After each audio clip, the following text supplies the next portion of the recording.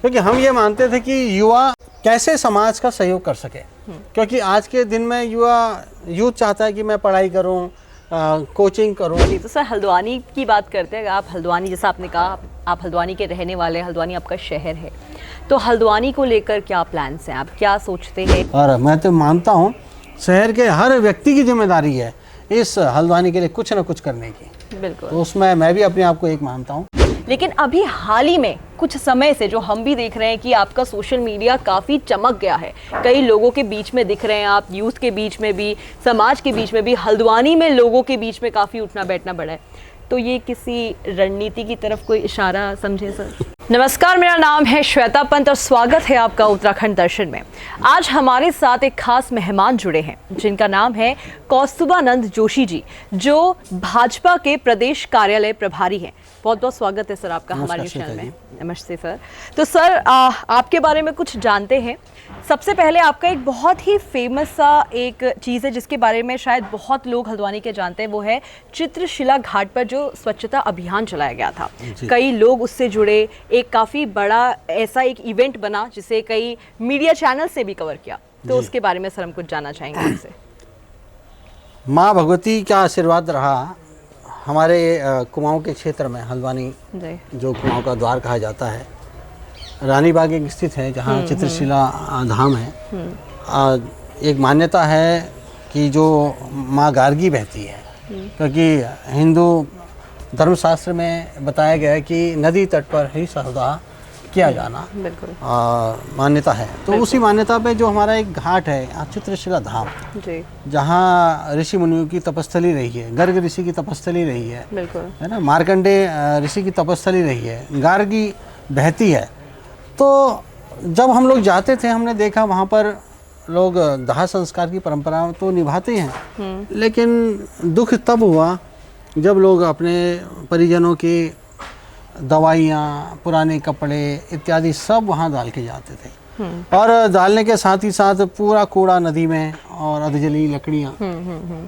तो हमारा एक संगठन था अभिनव भारत, हमने उसको प्रयास किया कि क्यों ना हमें एक स्वच्छता अभियान चलाएं और हमारी परंपरागत जो शुद्धता है उसके लिए हमारा भाव है, सांस्कृतिक भाव है चित्रशिला के लिए। क्योंकि हमारा सबसे बड़ा पर्व आप देखेंगे कि उत्तरायणी के दिन सबसे बड़ा गंगा स्नान चित्रशिला में होता है। कत्यूरों वंश के पूरे लोग, गढ़वाल या कुमाऊं के लोग सब यहाँ रात भर से आ जाते हैं और वहाँ स्नान करते हैं। और सबसे पवित्र नदी कही गई है, शास्त्रों में भी उसका वर्णन है। तो हमने एक बीड़ा उठाया कि हम क्यों ना इस माँ की सेवा करें।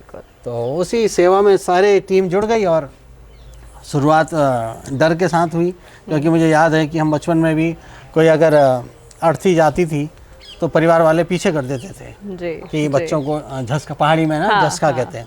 लेकिन हमने जब जाना शुरू किया तो पहले तो लोग डरे, हमारे कुछ ही लोग जाते थे। हल्के हल्के वो ऐसी मुहिम बनी कि लोग हमारा सहयोग करने लगे। हम हफ्ते में 2-3 दिन जाते थे, नदी के अंदर से लकड़ियाँ, पुरानी लकड़ियाँ उठाते थे। 100 के अतिरिक्त दवाइयाँ जो थी हमने दवाइयाँ उठानी शुरू करी, कफन हटाने शुरू करे। और उसके बाद कई सामाजिक संगठनों ने मतलब कभी अपना समय निकाल के हमारे पास आना शुरू किया। मुझे लगता है वो माँ की सेवा बहुत दिल में लगी है, मन का भाव है उसके साथ, और हम आज भी चाहते हैं उस माँ की सेवा करते रहे। अब तो विभिन्न संगठन वहाँ कभी कभी जाते हैं और उसकी सेवा निरंतर चालू रहे। बिल्कुल सर, यूथ भी आपसे इस इवेंट में भी जुड़ा था और यूथ आपके साथ वैसे भी जुड़ा रहता है क्योंकि आप रक्त शिविर, इतने रक्त शिविरों का आयोजन करते हैं जिसमें लोग आके आपसे जुड़ते भी हैं और समाज को एक उस चीज़ का फ़ायदा भी मिल रहा है। तो वो जो एक आइडिया है या ये प्रेरणा, ये कहाँ से आई सर? देखिए, मुझे लगता है कि अभिनव भारत की शुरुआत ही हमारी विवेकानंद जी के विचारों के साथ, और जो अभिनव भारत के स्वरूप में हमने काम किया वो रक्तदान शिविर से किया। क्योंकि हम ये मानते थे कि युवा कैसे समाज का सहयोग कर सके, क्योंकि आज के दिन में यूथ चाहता है कि मैं पढ़ाई करूं, कोचिंग करूं। तो सेवा का समय या सेवा का भाव उनके अंदर कैसे लाएं, क्योंकि मुझे नहीं लगता है कि आज के दिन में यूथ के पास समय, जिस तरीके की आज की आबादी है, तो युवा फर्स्ट ईयर इंटर से ही इतना बिजी है। अगर वो स्कूल जाता है, स्कूल के बाद वो ट्यूशन पे इतने घंटे लगाता है, फिर अगर इंटर के बाद आ जाए तो उसकी इतनी कोचिंग्स हैं। तो हमारा उद्देश्य था यूथ को किसी भी तरीके से एक सोशल इवेंट के संग जोड़ा जाए, सेवा भी हो जाए, उसके अंदर एक भाव भी आए कि मैंने कुछ किया है। तो हमने विवेकानंद जी की भाव के साथ अभिनव भारत खड़ा किया और उसी भाव को जोड़ते हुए यूथ को जोड़ा 12 जनवरी को। 12 जनवरी को उनका जन्मदिन मनाता है, पूरा विश्व मनाता है। हमने यूथ को उस भाव के साथ जोड़ा कि स्वामी विवेकानंद जी को आप श्रद्धांजलि दीजिए, क्योंकि युवाओं की प्रेरणा स्रोत विवेकानंद जी। तो हमने कहा उनकी भाव को श्रद्धांजलि दीजिए और रक्तदान कीजिए। दो काम, विवेकानंद जी को उनको याद दिलाया और समाज से जोड़ा रक्तदान करके। तो उनके मन में ये भाव है कि हम किस दिन रक्तदान कर रहे हैं, विवेकानंद जी की जयंती। तो हमने दोनों को कनेक्ट किया कि भाव विवेकानंद जी से जुड़े, दूसरा भाव समाज से जुड़े कि उन्होंने कुछ किया है। और रक्तदान से बड़ा दान आज के दिन में कुछ भी नहीं है। तो लाखों रुपये साइड रख दो और ब्लड अलग रख दो, तो लोग उसकी कमी पड़ जाएगी, पैसे की कमी नहीं है। तो इसलिए ब्लड बहुत ज़रूरी है समाज के लिए। बिल्कुल सर, आपने बहुत अच्छी बात कही कि जब बात यूथ की आती है, समय नहीं है और हर किसी को एक विंडो चाहिए, एक जरिया चाहिए जिसके ज़रिए वो समाज की सेवा भी कर सके और समाज को कुछ दे सके।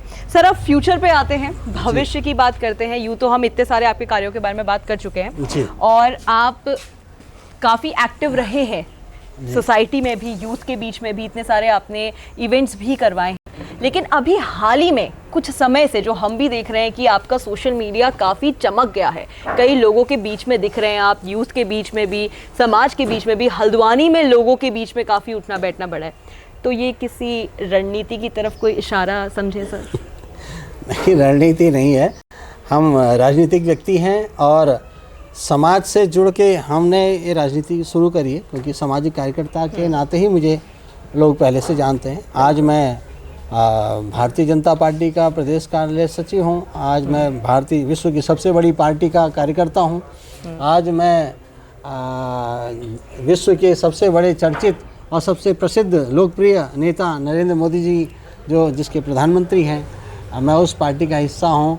आज प्रदेश के यशस्वी मुख्यमंत्री पुष्कर सिंह धामी जी की सरकार के हम साथी हैं और दीनदयाल जी और श्यामा प्रसाद मुखर्जी जी के भाव को लेने वाली, उनके भाव के साथ चलने वाली उस पार्टी का मैं कार्यकर्ता हूँ।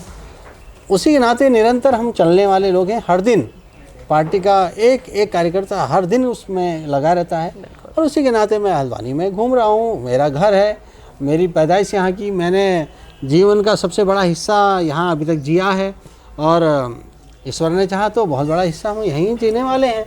और रूटीन में अपनी चर्चाओं में मिलना जुलना हम करते हैं। और अब हो सकता है कि पहले लोग देखते नहीं थे, आज सोशल मीडिया का ज़माना है, उसका उपयोग सब करते हैं, हम भी कर रहे हैं, तो इसलिए मैं दिख रहा हूँ।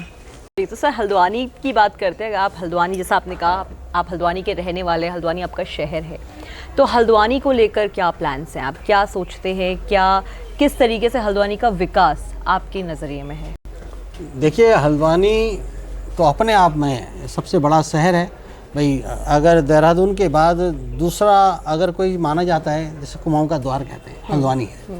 और जो हल्द्वानी का माहौल होता है, इससे पूरा कुमाऊं अपने आप को आत्मसात करता है। बहुत कुछ करने को है, बहुत कुछ होना भी चाहिए और समय के अनुसार हम उसको कर भी रहे हैं और हमारी सरकार भी कर रही है। आने वाले समय में हमें भी कुछ अवसर मिलेगा तो हम भी और बेहतर हम भी करेंगे, आगे बढ़ाएंगे, क्योंकि हमारा शहर है। और मैं तो मानता हूँ शहर के हर व्यक्ति की जिम्मेदारी है इस हल्द्वानी के लिए कुछ न कुछ करने की। बिल्कुल। तो उसमें मैं भी अपने आप को एक मानता हूँ और कोई भी अवसर मिलेगा बाद में भी और अभी भी हम हल्द्वानी के लिए अभी भी करने का प्रयास कर रहे हैं और कोई अच्छा अवसर मिलेगा तो भी हम हल्द्वानी के लिए प्राथमिकता में बहुत कुछ करेंगे। तो सर, जो मीडिया में एक उड़ती खबरें आ रही हैं कि आपका कहीं ना कहीं आने वाले जो चुनाव हैं मेयर के, उसमें नाम आगे आ रहा है, तो उसके बारे में कुछ अगर आप कहना चाहें तो? देखिए, अब राजनीतिक व्यक्ति हूँ और राजनीति में तो चर्चा होनी आवश्यक है, वरना राजनीति का कोई महत्व नहीं रहता है। और वास्तव में चुनाव जल्द ही नगर निकाय के होने वाले हैं और कौन नहीं चाहता राजनीति में आगे बढ़े। और राजनीति पार्टी का काम ही बेसिकली यही है कि वो हर जगह अपने व्यक्ति को, उसका कार्यकर्ता हर पद में पदासीन हो। और मैं भी उस पार्टी का कार्यकर्ता हूँ, और अगर अवसर मिलेगा तो हम भी आजमाएंगे, और पार्टी तो जिसको अवसर देगी। हम सब लोग चाहते हैं कि हल्द्वानी का मेयर पहले भी हमारा था, आगे भी जो होगा हमारा ही हो, उसमें चाहे वो हम हो या कोई और हो। तो धन्यवाद सर, बहुत अच्छा लगा आपसे बात करके, आपके कार्यों को जान के, और आपकी जो एक नियति है या आपकी जो काम करने की क्षमता है हल्द्वानी के लिए, यूथ के लिए, और आने वाले आपके जितने भी प्रोजेक्ट्स हैं। सो बहुत बहुत धन्यवाद आपका कि आप उत्तराखंड दर्शन से जुड़े। आपका बहुत बहुत धन्यवाद। तो बने रहिए उत्तराखंड दर्शन के साथ। मेरा नाम है श्वेता पन।